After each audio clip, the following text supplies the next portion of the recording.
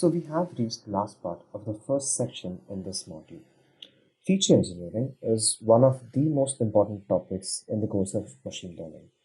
And as you already know, like in a data science project or in any data science use case which you try to solve, a data scientist would actually devote majority of his time in exploratory data analysis and feature engineering. So, what is feature engineering? By definition, feature engineering can be defined as the process of leveraging domain expertise to create features that help machine learning algorithms work better. Now, this process is extremely difficult and extremely expensive. It's it is an iterative process where we don't really have great results at the end of every iteration. And moreover, not every feature you would build will actually be useful in the algorithm. Before moving on, let's try to have a more layman view towards this definition. So, in a nutshell, feature engineering can be defined as a process of showcasing data or transforming data into a more informative format.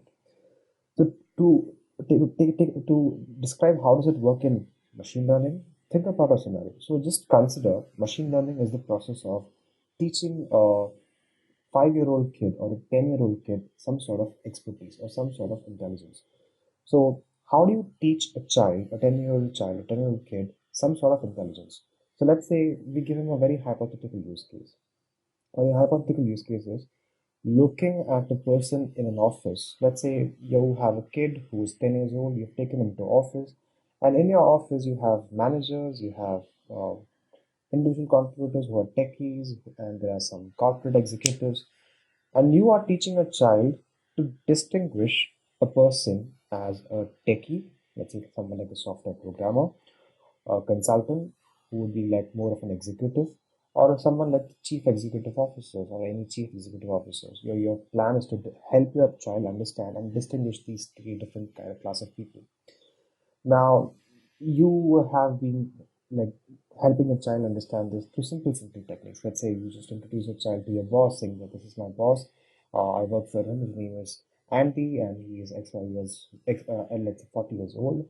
And let's say you introduce him to your colleague. You say, like, this is my friend Andy.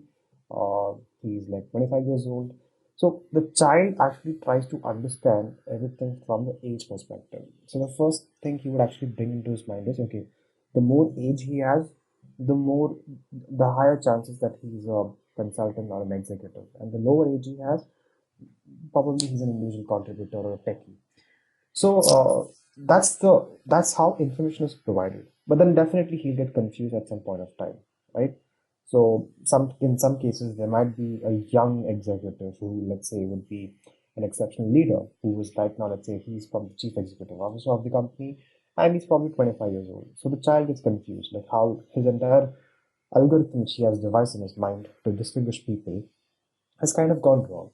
So in this process, let's say you give him a clue, and the clue is, okay, if the person is wearing formals and a suit, most probably he is an executive. But the person, if he's wearing jeans and t-shirt, then most probably he is a coder or a techie.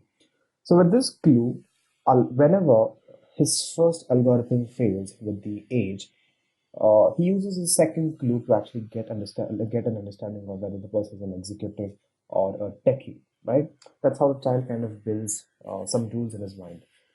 So what you've done over here basically is you have some sort of data and you just fabricated the data or not fabricated, you have augmented that data into a better format so that interpretation becomes easy. So the child who was getting confused just with the age now finds it very easy with one additional clue. So feature engineering is the same process where we augment data into a format where interpretation becomes very easy. So for example, let's say um, you have, let's say I'll just showcase one example here. We'll definitely talk about a couple of more examples. Let's say the raw data looks like you have date and then you have total sales. So just the date won't actually deliver anything meaningful to an algorithm. But then what if I extract the weekday from this date? So let's say the weekday is Saturday, Sunday, Monday. And if I take a look at this closely, I can see that Saturday and Sunday, the sales have actually gone about 300,000. Same is the case over here. We have Saturday and the sales have gone about 300,000. which kind of makes sense because majority of the shopping any corporate or any working professional would do would be dedicated towards the weekend. So you would see limited traffic from Monday to Friday, and majority of the sales and traffic driving on Saturday and Sunday. So instead of just passing dates, if we try to represent this date in a more informative way, that is weekday, you would actually have that data being more useful for the algorithm. So algorithm finds it easy to find patterns using weekday as a column rather than date as a column. Now, similarly, instead of weekday, you can actually just create number of week also. Let's say 21st of Jan is probably the third week of the year, and let's say something like 31st of 25th of March would be something, let's say, like 25th week of the year, or something like that. 25th, it's not the 25th. I'm just like giving a random number over here. Or let's say you could actually use month also as a variable. So it's observed, like you can see sales booming up during Diwali, during Christmas, during other seasons. So month is actually and also a great indicator to actually go on. In some cases, you might have a flag, whether it was a working day or not. So in India, we have, let's say, around 15 to 20 important days identified as public holidays. So generally, people would go for shopping on these days because they are free. So just having an indicator like a working day or not, that is also an informative variable. So these are different types of features. Just from the date variable, you can actually go ahead and create around like 5 to 10 different features. One could be weekday, one could be the week number, one could be the month, one could be just the year. Assume you have data for, let's say, 5 years. And there would be one year where there would have been some sort of depression and the economic crisis would have actually like percolated into the pockets of everyone, which would have translated into lower sales. So year will also be an important number to actually add over there. Not in all cases. Let's say you just have 1 year of data, then adding a column for the year will make more sense. So this is how you represent data in a more informative way. Just like you gave a child a simple clue to understand that information more easily, we're giving the algorithm an information in much more concise way. So what could be some other techniques we could actually leverage over here? So here are a few techniques. Now, unfortunately, machine learning and feature engineering, I mean, they don't really have a concrete set of processes or rules where you can define, okay, fine, these are the most popular or the most concise or comprehensive versions of feature engineering processes. If you follow this, you cover the entire exhaustive list. No, we don't have something like that. We don't really have the luxury of jotting down some rules and saying this is the most exhaustive list which we have. Here we have a few, and the rest is something which you actually develop with a lot of domain expertise. Now, why domain expertise? Because information can be made more concise and you can actually add more features only when you understand the domain to a great extent. Now, if you tie that understanding with this example, so this is raw data for sales. So let's say I'm combining this data or I'm comparing this data for a retail use case. Now, in a retail use case, you are aware that Saturday and Sunday are probably the days when maximum sales would happen, or weekend or holidays, let's say, or holidays or Christmas and Diwali is the time when actually maximum number of sales happen. So this is something which you know because that's intrinsic to the retail domain. That's when you have some sort of domain expertise. So tomorrow, when you're solving a problem for, let's say, an airline, or you're solving a problem for the financial industry, the domain expertise you would have over there would be different, and the features over there which you would create over there would need intrinsic knowledge of that domain. So it's completely business dependent, and it needs a lot of research to actually come up with some great features. Some features might not really be very informative or useful, so it takes a lot of iterations to try, understand, combine, and then see whether it works out or not. Now, I'll just enlist a few of them how we could like take feature engineering or practice feature engineering in any general scenario. The first is pairwise differences. So let's say you have a data set with 10 columns and 100 rows. So each row is a sample. Now, pairwise differences is basically the difference between two columns. So when would this be ideal? So let's say you're talking about the same use case, retail. Now you have two columns. One would be the revenue and one would be the cost. And now you want to kind of understand profit as a scenario. So a machine learning algorithm won't really understand, let's say if it's a tree-based algorithm, it won't really understand that profit is more important. So combining the two revenue and cost together and then extracting profit from that is something which is beyond the capability for an algorithm. In some cases, it might learn, but then it's easier or it's better to actually make it more explicit. So if you just do a simple subtraction between the two columns, for each row, if you subtract revenue minus cost, and cost from the revenue, you'll actually get the profit. Now, this profit is actually a better representation of the revenue of the number over there. So let's say if you're trying to predict some other thing, something else, something let's say like like a high value customer. So in that high value customer, profit would be more valuable than actually just revenue. A customer who gives you more profit, let's say he might buy 10 products and each of those products might return you $1. But then for the same amount, a person can just buy 10 products and he might return you $15. So there's more profit over there and that customer is more valuable. Now identifying this helps us train the model in a more effective way. Log transformation. Log transformation helps you kind of reduce the weight of higher value. So for example, uh, let's say you are trying to build an algorithm where you want to understand or you want to predict. Let's say you have a company or you have a startup and you want to give stocks to your employees, right? So when you want to give stocks to your employees, you would have created a formula. Now, in that formula, you would have considered the number of years of experience you have, the total amount of salary you withdraw, then the time when you join the startup. So generally, people who join a startup early have taken a bigger risk. So the risk factor is becoming something which is more important. Now, what happens is if you do a simple multiplication and you say that, okay, the number of years of experience as it increases, the stock increases by some X percentage. So that will not be really a fair way to deal with stocks. So let's say someone who has joined you with 5 years of experience might be getting, let's say, 100 stocks, but someone who has joined you with 10 years of experience or 15 years of experience is not necessarily worthy uh, 50 like 3 times the stock which the person is getting with 5 years of experience. So you need a logarithmic or smoother curve. So let's say someone who's joined you with 5 years experience gets 50 stocks. Someone who's joined you with 50 years of experience might get, let's say, 75 stocks. So to make it more smoother, to make the curves less steeper, you use a log transformation. Similarly, square or cube of an attribute. In some cases, a smaller increment is okay, but a larger increment is extremely bad.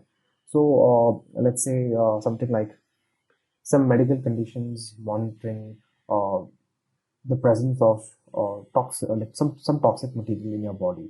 So at lower levels, it's still fine. Your body is immune. But the moment it increases by a small factor, the kind of if after effects or consequences it will have will be really dangerous.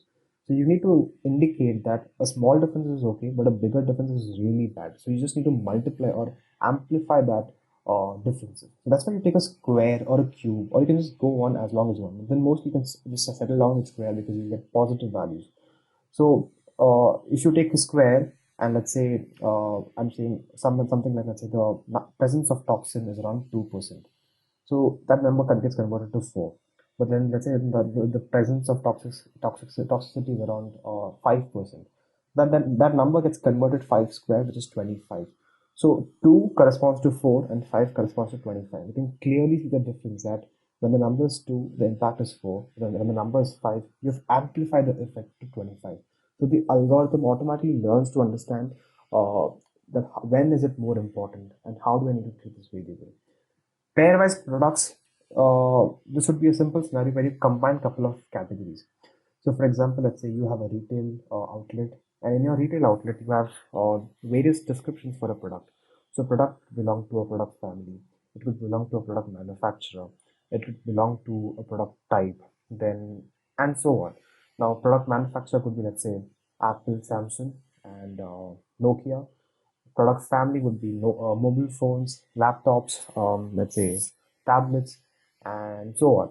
So when you just consider a manufacturer as a single attribute, things might not be very informative. But then when you combine, let's say, two different categories together, so you combine manufacturer, and the type of electronic device or the type of product together to create a cross product, a combined product. That might be more effective. So you combine two variables, you create a pairwise product that might be more effective. The same could be the case with any numeric variable. Let's say two numeric columns or attributes. will not make sense or will not add a lot of value just by individual columns. But when you multiply it, some latent features get combined, and the machine learning algorithm starts detecting some patterns which might be really important and helping it identify the patterns easily. So pairwise products can be done on a categorical variable and on two categorical variables or on two numeric variables also. Last would be reducing noise in the categorical level. So let's say you have type of product as a column, and this type of product would, let's say, have 100 different categories. It could be mobile phones, it could be bags, it could be let's say electronic devices, then it could be grocery and so on, right? So if you go to an e-com website, let's say from something like Amazon, and if you go for shop by category, you can probably see hundreds of different categories over there. So what happens is majority of the data might go into only a couple of those categories. There are few categories where the total amount of data that falls into these categories will be very less. So to reduce noise, what you can do is you can just regroup them. So let's say if you have 100 categories for one attribute, you can just probably reduce that to 10 or 15. How do you reduce that? We have two ways. One is the data way, the other one is the business way. Business way would be if you have domain understanding of that problem, you can probably combine a couple of groups together to form a single larger group, right? Let's say you can just say, let's say all the electronics come under the tag electronic devices, and grocery would be a larger bucket with all the different types of grocery under that bucket. So you would regroup them based on your understanding of the domain. But then let's say if you don't have domain level understanding, you can actually go the data driven way.